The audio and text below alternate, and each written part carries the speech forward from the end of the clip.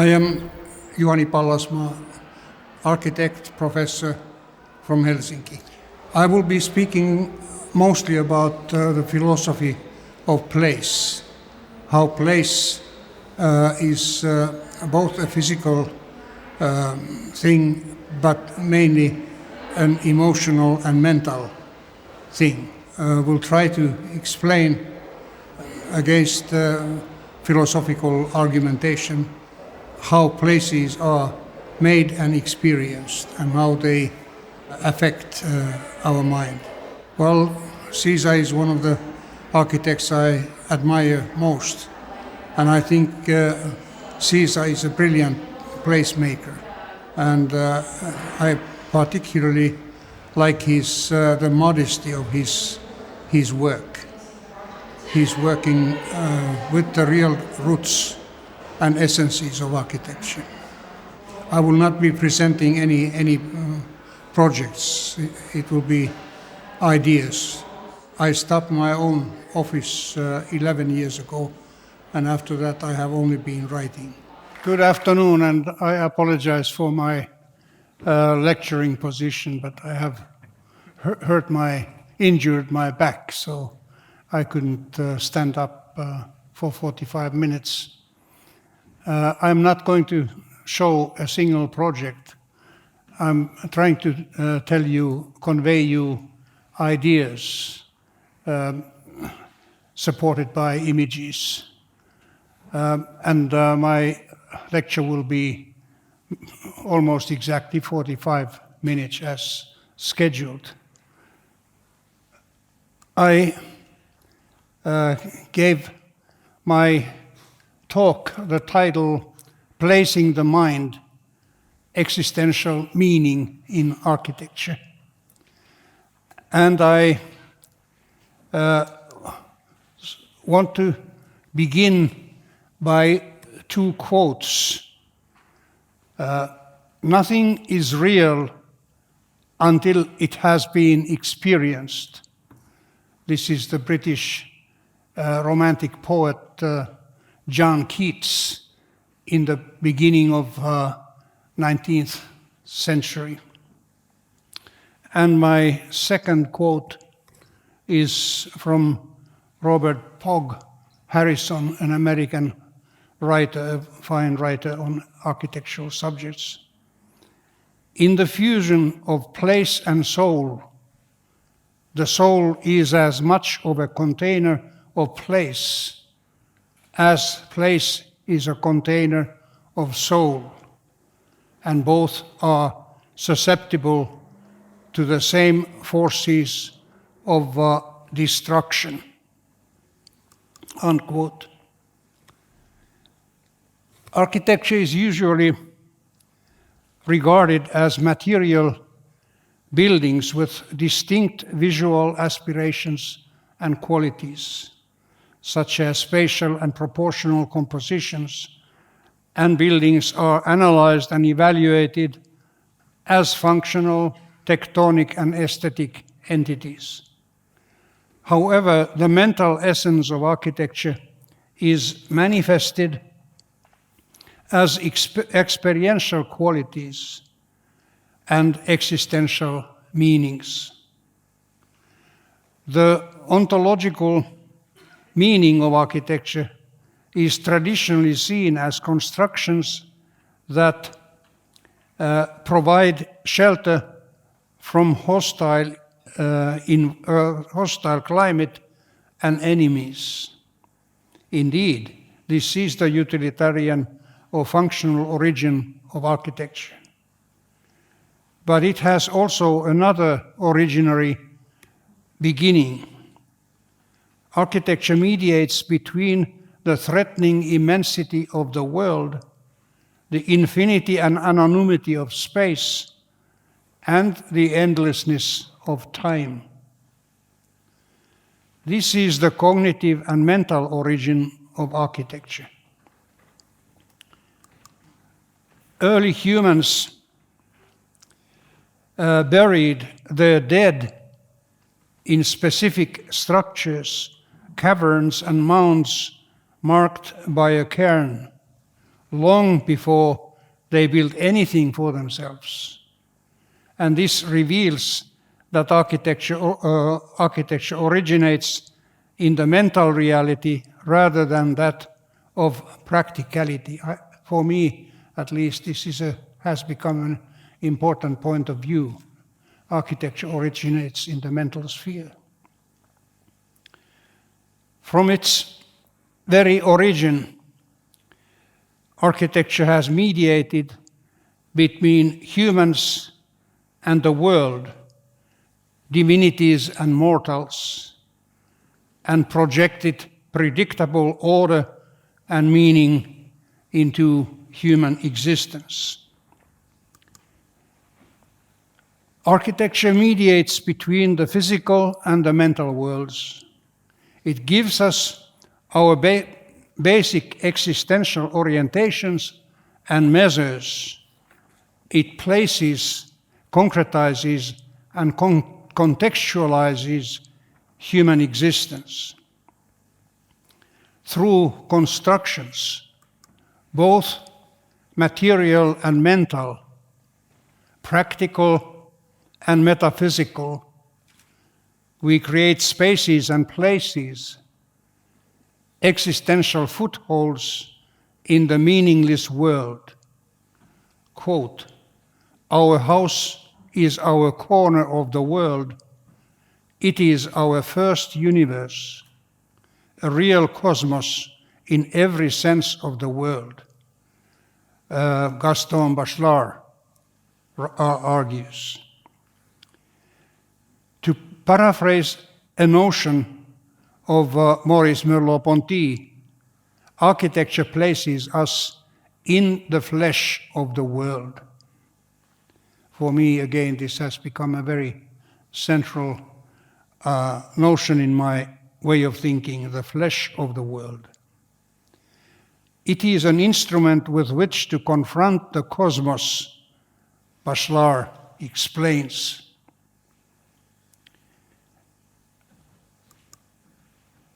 Through creating distinct places, architectural structures defend and support us in the physical world, but equally importantly, they also project and maintain existential order and meaning. They help us to remember and understand who we are. Experiential places structure both our life world and ourselves. Buildings are our guides, interpreters, and both bodily and mental extensions in the world. In the world.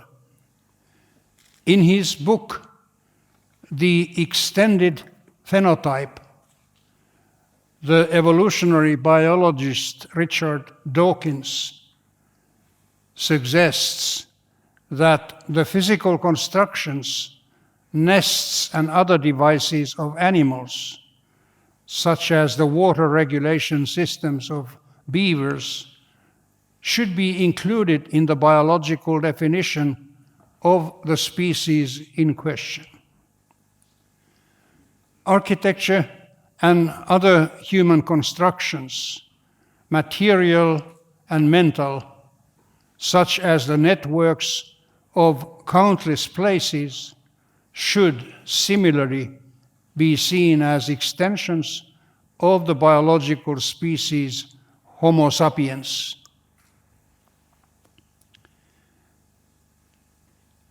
Architecture situates and places us in the world, and it also directs and coordinates our observations and understanding, and orients and tunes our thoughts. A place is a multisensory and multidimensional experience and judgment, and the inherent irreconcilability of its ingredients cannot be objectively described or designed. It can only be experientially felt, imagined, and mentally simulated. Writers and lecturers sometimes begin their presentations with an etymology of the essential words of their theme. I will not attempt to cite the etymological echoes of place in a Heideggerian or encyclopedic manner. Instead, I wish to suggest that although place is linguistically a noun, it seems to possess hidden adjective and verb connotations. It qualifies and organizes. The experience of place is parallel to the act of identifying and naming. Places arise through qualitative distinction in relation to the context and other places, and this differentiation suggests a hidden adjective reading. Places also structure, direct, and tune our perceptions, and they condition our behavior. Thus, this noun word also contains verb-like potential. John Dewey, the visionary American philosopher, suggested that, quote, "the mind is a verb," unquote. The mind is a verb. In my view, also architecture is always a verb, not a noun. It is always an invitation, an offer, and promise. I will attempt to open up the phenomenon of place, especially from a biological and evolutionary perspective. The emergence of place. Permit me to begin my lecture with two concrete examples. Firstly, a personal experience of placing myself in the placeless snow of northern Lapland wilderness. And secondly, an anthropological example from Africa of turning the placeless world of the sand desert into an organized cosmos, and thus relating the tribe to the world and marking its place on earth. The notions of place and placing have two connotations. The first task is defining man's place in the cosmic context, and second, the concretization of the location of his body and mind in the settings of life. The first place is metaphysical. The second is relational to the reality of our life world. Plato's argument, quote, "nothing is that is not placed," makes place an unavoidable condition for anything to exist in human consciousness. But placeness is also implies a distinct human experiential quality through which we structure and organize our life world and concretize experientially its qualitative articulation. The latter meaning of placeness projects both biological and human meanings. A decade ago, on a winter skiing and fishing trip in the snowy fields of northern Lapland, my wife, myself, and another couple were only an hour short of the Arctic Ocean. One day we decided to ski to a lake a few kilometers away from our rented log cabin to fish through 1 meter thick ice. As we were approaching the lake in deep snow, a fierce storm suddenly broke out, and we dug quickly a circular pit 2 meters in diameter in the snow all the way to the solid ground to set a fire of dry branches and protect ourselves from the deadly wind. Initially, we had only survival in our minds, but hidden meanings of place emerged.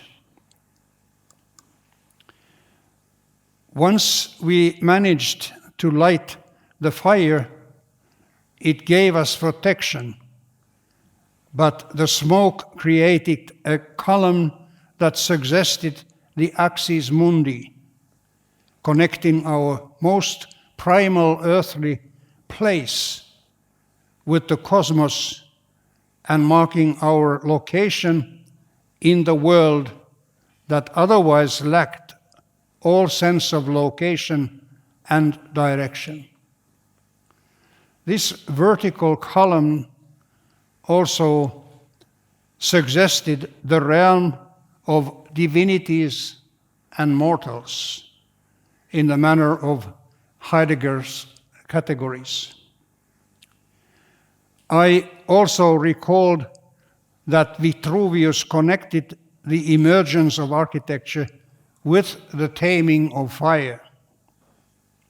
So in the Vitruvian sense, the current estimate is that architecture would be about 600,000 years old, because that's the assumed age of the taming of fire.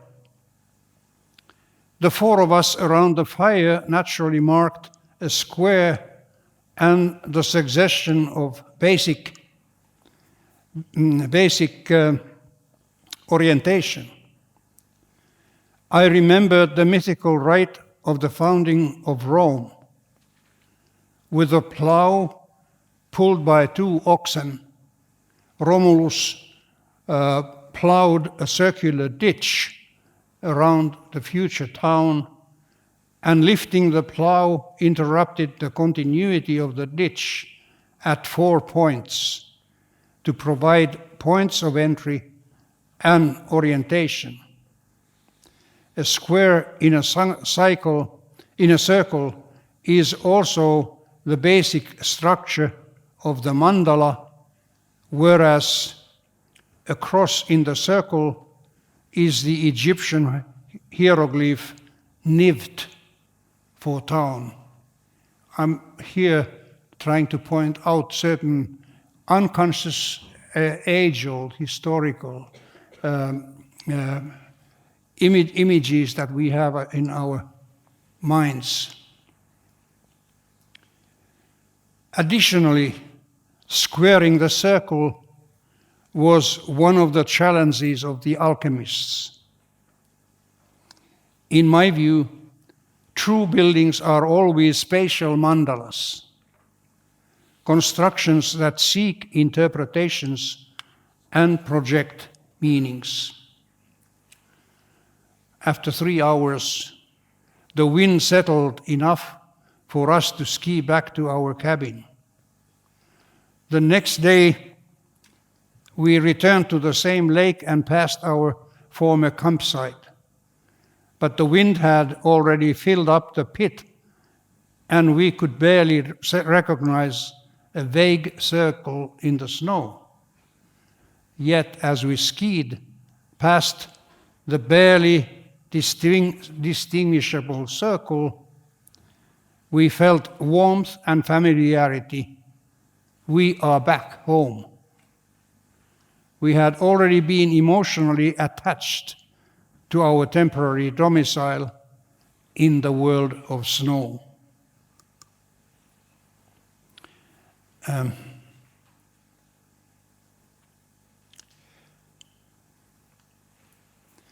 This is a simple example of the magic power of architecture and geometry, but it also exemplifies the making of a place, which arises from an interaction of material, spatial, mental, and experiential factors. We had unintentionally performed a founding ritual, and that ritual gave meaning to our existence. The extraordinary sense of homecoming that we sensed was not the circle in the snow, the pit or the fire alone, but their experiential interaction with our mental and emotive world. Places are not merely geographic, geometric, or formal entities, as they are experiences and lived processes with which we identify ourselves and to which we consciously and unconsciously project specific meanings. Places are relational experiences. They are experiences of the self and the place at the same time. Authentic places do not exist without a subject. They are simultaneously experiences of distinct physical situations and mental states. The social meaning and the cosmic order are established simultaneously. My second example is the settlement form of the Rendele tribe in Kenya.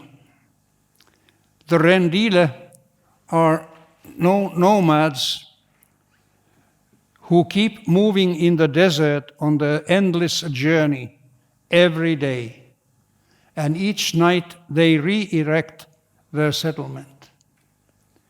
The elements of the circular leather huts, supported by light wooden frames, are transported on camels. As they arrive at the next night's location, the women erect the circular huts in the overall shape of a circle with a larger spacing between the huts towards the orientation where the sun will rise next morning. The chief's hut is erected opposite the sun, whereas the doors of all the other huts are oriented towards the center of the community. Thus, the orientations of the ordinary huts point at the center of the community, whereas the chief's hut is oriented towards the deity. The Rendele live in the unstructured desert without directions, but they carry the organization of the world in their collective mind, and every single evening they reconstruct the image of the cosmos, as well as their own communal order and hierarchy. Non-place and existential outsideness. We cannot mentally live in a uniform and meaningless world, a non-place, to use the notion of Edward Relf. This writer has another notion which I find at the same time illuminating and alarming. And the notion is existential outsideness. This is a situation in which one feels constantly as an outsider, who has no experience of place or belonging anywhere. This is today's growing existential homelessness, the mental inability to dwell and sense oneself placed. We are also today witnessing an increasing political homelessness. But we cannot live in a measureless and infinite time either. As architects, we usually understand the mental need for the perceptual, mental and cultural structuring and articulation of natural or physical space, but we are not equally conscious of our mental need to place ourselves in the endless flow of time and to establish our place also in time. Philosopher Carsten Harris, the professor of philosophy at Yale University, writes almost shockingly of the terror of time. He writes, architecture is not only about domesticating space, it is also a deep defense against the terror of time. We surely need to feel placed also in time. We need to locate ourselves in place and time in the flesh of the world. As Maurice Merleau-Ponty suggests. The modern man is torn by the conflicting desires to see himself as a distinct, independent, and autonomous individual, and at the same time to long for attachment and belonging. We are related with the entire world, or I would say universe. We are conscious of, that we are conscious of, and even the universe through the capacities of our minds, sensory systems, and imaginations.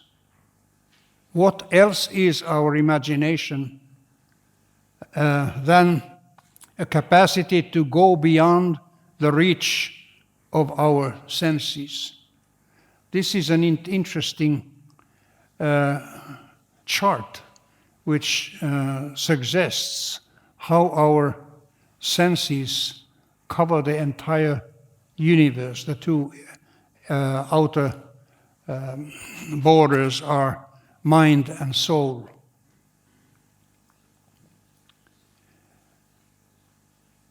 We are even related with the dizzying entirety of the universe and the mysteries of black holes and the concept of multiverse suggested by today's science, which are beyond human observation and understanding. Merleau-Ponty describes this mode of human existence with a beautiful analogy. Quote, our body is in the world as the heart is in the organism. It keeps the visible spectacle constantly alive. It breathes life into it and sustains it inwardly, and with it forms a system. This biological metaphor by the famous philosopher is a very suitable context for us architects to think about. in relation to our profession. The philosopher's statement forcefully ties the existence and experience of the self indivisibly with the experience of the world, and describes this fusion with the metaphor of an organism instead of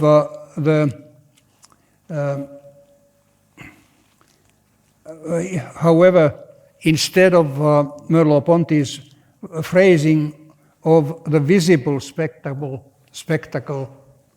I would, however, rather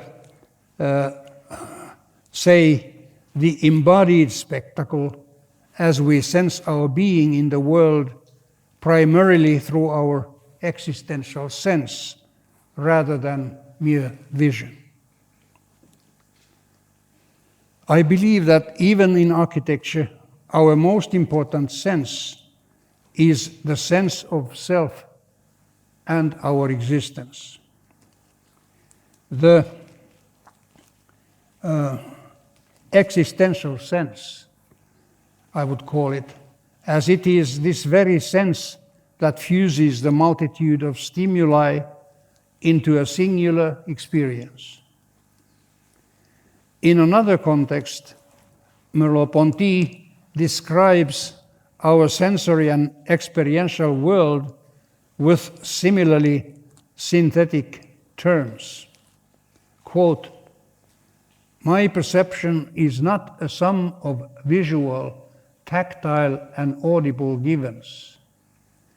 I receive in a total way with my whole being. I grasp a unique structure of the things, a unique way of being, which speaks to all my senses at once." It is this simultaneity and constantly meshing relatedness of things, a unique way of being, the relatedness of things in lived life that we do not usually consciously grasp. Yet, as Merleau-Ponty also argues, quote, "We come not to see the work of art, but the world according to the work." This I find an utterly important observation. This observation applies fully in architecture. We do not come to see the architectural work itself, but we come to experience our being in the world as mediated and articulated by architecture.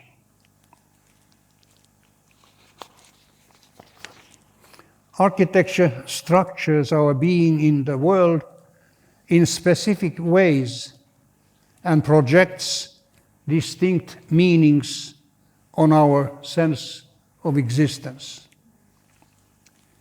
As Gaston Bachelard argues, the house is one of the greatest powers of integration for the thoughts, memories, and dreams of mankind. Places also have similar powers of integration as houses, and in a way, places are embryos of dwellings. We dwell first in place and only later in a dwelling. My next subtitle is The Human Landscape. The originary purpose of architecture was to relate us with the immensity of our experiential and imaginative world. Buildings created the mediating measure and system of giving a scale and relating the nucleus of the self with the world by inherent systems of harmony. In our utilitarian, technological, and quasi-rational world, architecture has given up its seminal mediating role of tuning, scaling, relating, and mediating, and reduced itself to the provocative isolation. It reduced itself to the production of isolated, functionalized, and aestheticized spaces and objects. In our time, aestheticization has in fact turned into a secret strategy of aesthetic capitalism. I'm here referring to the title of the German philosopher Gernot Böhme's recent book, which is entitled Critique of Aesthetic Capitalism. And without any doubt, aesthetic capitalism is forcefully applied nowadays in the field of architecture. Articulating the landscape or the countless situations of life into a system of interlocking systems of places, specific spatial units of varying sizes, shapes, materials, and meanings make our experiential world graspable, memorizable, and meaningful. It is evident that the experience of place is our pre-reflective and pre-conscious manner of projecting organization and meaning into the world around us. This meaning arises from synthetic, sensory, and embodied recognition of the usefulness of a distinct spatial situation for our survival and well-being. No doubt, even animals, from insects to primates, have a sense of place, and they behave accordingly. They know how to minimize danger and maximize the prospect of protection, food, mating, and procreation by choosing appropriate places. We humans understand qualities of places unconsciously before we have had any chance for intellectual speculation or understanding. As the motto of my lecture in the beginning by Robert Pogg Harrison suggests, places become part of our way of being through a curious mental exchange. The place accepts me while I fully internalize the place as part of my experience of being. Experiencing place. You can feel non-placed or displaced in the desert, in the thick of a forest when you are lost, but also in the non-hierarchical contemporary city. For me, the city of Doha in Qatar has been such an alarming spatial experience. You do not experience any street corner, or any square as a distinct, meaningful space that could place you in a historical and urban continuum. The city is just an exhibition of detached buildings by some of the most celebrated architects of today, but these structures do not constitute a sense of a city with its experiential cohesion and behavioral meanings. Besides, the time dimension is also entirely lost, and you only experience a flattened sense of nowness, like living in a film frame which has been stopped forever. The components or ingredients of place are usually far too complex, too multisensory, and too unconscious to be rationally analyzed. Places are felt, enjoyed, or feared before they can be understood. Place is not geographic, spatial, formal, or material thing. It is a human experience in the way that artistic and architectural works are fundamentally experiences. John Dewey argues, quote, "By common consent, the Parthenon is a great work of art, yet it has aesthetic standing only as the work becomes an experience for a human being. Art is always the product in experience of an interaction of human beings with their environments." End of Dewey quote. The experience of placeness can similarly arise from countless characteristics and features, but fundamentally it is a consequence of experiential cohesion, spatial or formal singularity, communal agreement, or meaningfulness of a distinct entity in the physical world.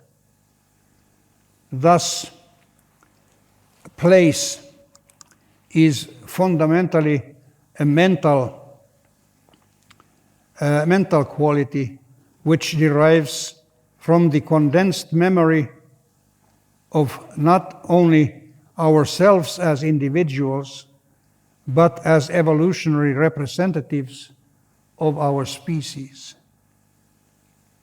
So we can say that the experience of place is an evolutionary echo which brings our genetic memory in resonance with a specific spatial situation. Thus, we can also argue that place brings together memory and actuality, reality and imagination, past and present. Entering a powerful place evokes a recollection, a sense that I have already been there. Place can also be a social agreement, such as collective meeting places or memorial sites. But even in these cases, a deeper impact, the structure of the place, has to resonate with the inner qualities of placeness in our minds. Otherwise, the place remains only a physical address, just a name. One of the situational dualities that is fundamental for our pleasure or balancing environment is the duality of refuge and prospect, the simultaneity of a place of protection and observation.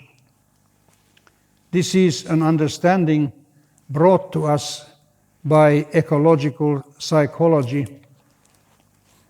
The theory of this polarity has been convincingly applied by Grant Hildebrandt to explain the psychological success of Frank Lloyd Wright's houses. But Also, one of today's most significant ecological architects, Glenn Murcutt, uses these polar terms repeatedly in his lectures. In fact, the asymmetrical sections of his houses, which perform as climatic instruments, are graphic representations of refuge and prospect, the two significant criteria of domestic placeness. We live in a world that we ourselves subdivide into countless nameable and memorizable places on the basis of special features of these settings. It is this process of placing that gives us the experiential structure of the world, its perceptual and memorizable qualities. The memorizable places are embedded in a nameless and shapeless background fabric. The experiencing and memorizing of places is akin to the reading of foreground images against their unarticulated background. I am suggesting here an architectural psychology and aesthetics that is grounded in biology and evolutionary processes and adaptations. Zemir Tseki, the neurobiologist, makes a pledge in his book on art and neurological understanding, as he writes, "I have set as my goal to develop an aesthetic that is biologically grounded," unquote. This was also Alvarato's view, as he once wrote, quote, I have a feeling that architecture and its details belong to biology, unquote. This is a view that can tie architecture back to our fundamental historicity. I believe that it is thoughtless to neglect or even try to work against the inherited nature in ourselves. Edward O. Wilson, the legendary myrmecologist and spokesman of biophilia, the science and ethics of life, condenses our existential problem in these words. All of man's troubles may well arise from the fact that we do not know what we are and do not agree on what we want to become. This crucial inadequacy is not likely to be remedied until we have a better grasp of the diversity of the life that created and sustained us. Thank you.